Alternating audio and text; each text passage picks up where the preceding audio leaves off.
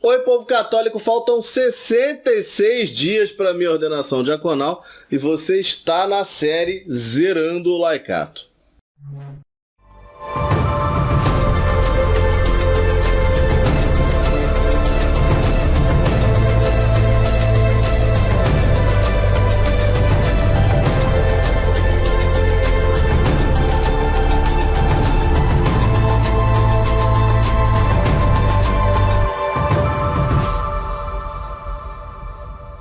Beleza, povo católico, já sei o que você está dizendo. Alexandre, o que aconteceu?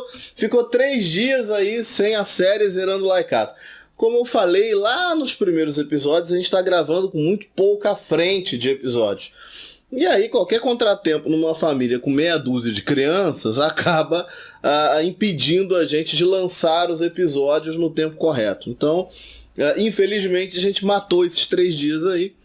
E um desses 3 dias é justamente o dia de ontem, 7 de setembro, que foi meu aniversário de casamento. Ontem eu fiz 14 anos de casamento com a Viviane e esse era um dos vídeos importantes dessa jornada. Então vou fazer ele hoje, dia 8 de setembro, tudo bem, paciência, né? Mas é porque eu preciso dizer para vocês que dentro dessa jornada do diaconato permanente, é impossível não incluir o casamento como parte importantíssima desse negócio, né? O casamento é uma vocação que sustenta outra vocação.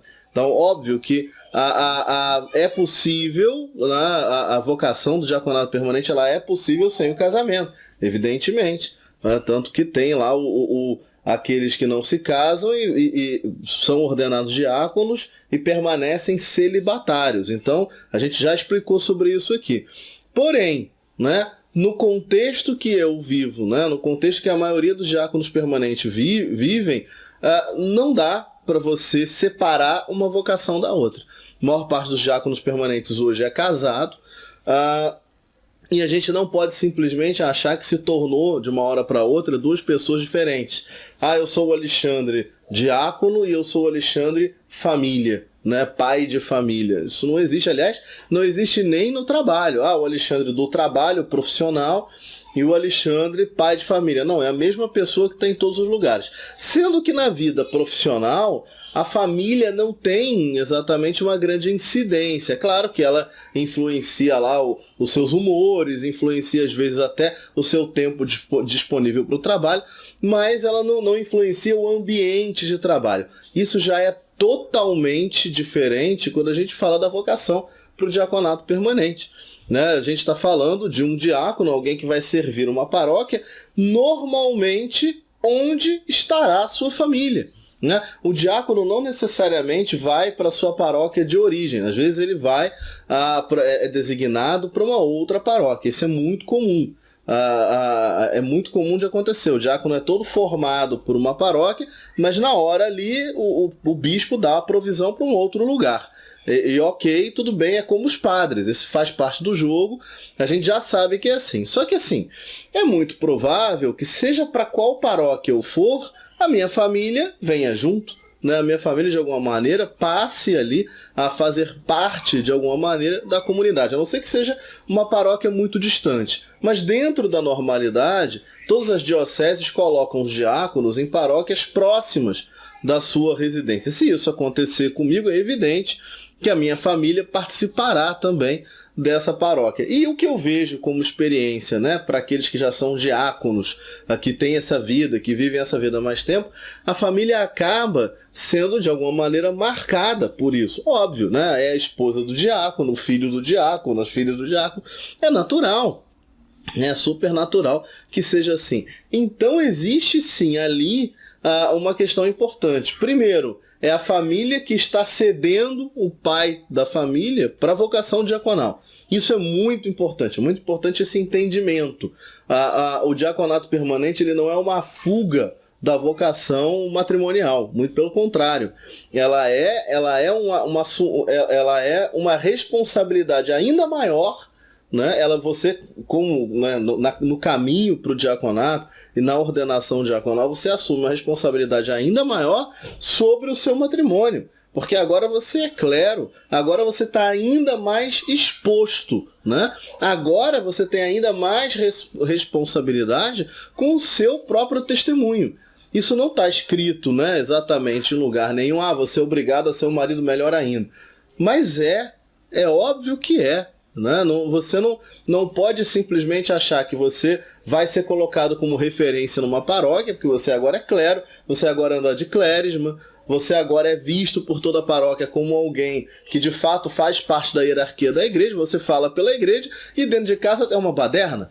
Né? E dentro de casa sua esposa reclama de você, dentro de casa seus filhos não têm atenção, você não é bom pai de família, isso não faz sentido nenhum. Né? Então eu já ouvi muitas pessoas perguntando sobre isso. Mas o diaconato permanente ele não acaba sendo uma fuga do matrimônio? Se tá tudo errado. Não pode ser, muito pelo contrário. Ele é algo que eleva a sua responsabilidade com o matrimônio. De novo, é uma vocação que sustenta a outra. Né? É evidente, né? De novo, né? Fazendo aqui o parêntese. O diaconato permanente não é apenas para casados, também é para aqueles que querem viver o celibato.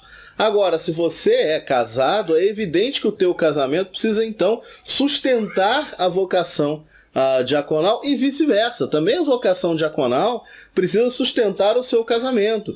Então, essas duas vocações começam a andar absolutamente juntas. A sua esposa, né, a gente também não pode exagerar, a tua esposa não vai ser a diaconisa, né? As crianças não serão os diaconinhos, não é disso que se trata. Você, né, o pai de família, é o diácono permanente, ele é o clero, ele é a hierarquia, agora ele é ponto de referência. Se ele é ponto de referência, tem que existir uma responsabilidade muito grave sobre isso. Eu falo a mesma coisa com os catequistas. Não é a primeira vez que eu estou falando isso. Tá? É a primeira vez que eu estou falando isso em relação ao diaconato permanente. Mas eu sempre digo aos catequistas, sempre disse aos catequistas, você acompanha a gente lá no nosso Instagram de catequista, já me viu falando isso em algumas lives. O catequista precisa testemunhar o que ensina com a própria vida. É terrível, é um desastre que um catequista fale uma coisa e faça outra. Né? É terrível quando um catequista é flagrado, né, vamos dizer assim, é flagrado fazendo algo diferente do que ele fala. De novo, todo mundo peca. Né? Todo mundo erra, e isso não é exclusividade de ninguém, e ninguém é perfeito, a gente sabe disso. A gente está nessa caminhada para buscar ser o melhor possível para conseguir, ainda que imerecidamente, ir para o céu. A vida é sobre isso. Só que quando você se expõe, quando você se coloca no centro, né, das atenções, você precisa responder por isso. Você precisa responder pela busca da santidade. De novo, você pode até errar, mas as pessoas têm que entender que você está errando, mas errando porque é humano. Né? Você está errando porque você faz parte da vida errar. Né? Mas não porque você não almeja a santidade. Não porque você esteja em desobediência direta da doutrina da igreja ou daquilo que o Santo Padre fala. É um escândalo enorme quando você se coloca ali exposto, né, falando ou fazendo algo contrário da igreja. Então não pode, de jeito nenhum. Eu falo isso para os catequistas e para o diácono permanente, isso é ainda mais grave. Por quê? Porque ele ensina também, e ensina em nome da igreja. Ele é clero, ele é hierarquia. Né? A hierarquia é composta de 3 níveis, diácono, padre e bispo. Então, assim, é escandaloso demais que um diácono desobedeça a doutrina da igreja. Então é óbvio que aí, quando você tem um padre, você tem um bispo, você vai olhar ali para a vida dele paroquial. Porque praticamente a vida inteira dos padres e dos bispos é dentro da igreja, né? Ou da paróquia, ou da mitra, ou enfim, mas é relacionado à igreja. Eventualmente o padre faz algumas outras atividades, mas em geral a grande atividade dele é dentro da igreja. O diácono permanente, ele tem uma característica extra. Ele tem uma vida, ele tem toda uma vida fora da igreja. Né? Ele tem uma vida familiar, ele tem uma vida profissional, né? Ele tem uma vida enorme, né, fora da igreja. Então você tem a vida diaconal dentro ali da igreja, inscrita à igreja, que vai ter a ver com as suas funções paroquiais, com a sua comunidade, com as funções que o bispo lhe der. É claro que isso, a ideia é que cresça, né, que tome espaço na sua vida, que se torne, né, algo muito mais relevante na sua vida. Agora é evidente que você também se coloca muito exposto, né, mesmo no seu trabalho, mesmo na sua vida familiar. É óbvio que no meu trabalho as pessoas vão saber, o Alexandre é um diácono.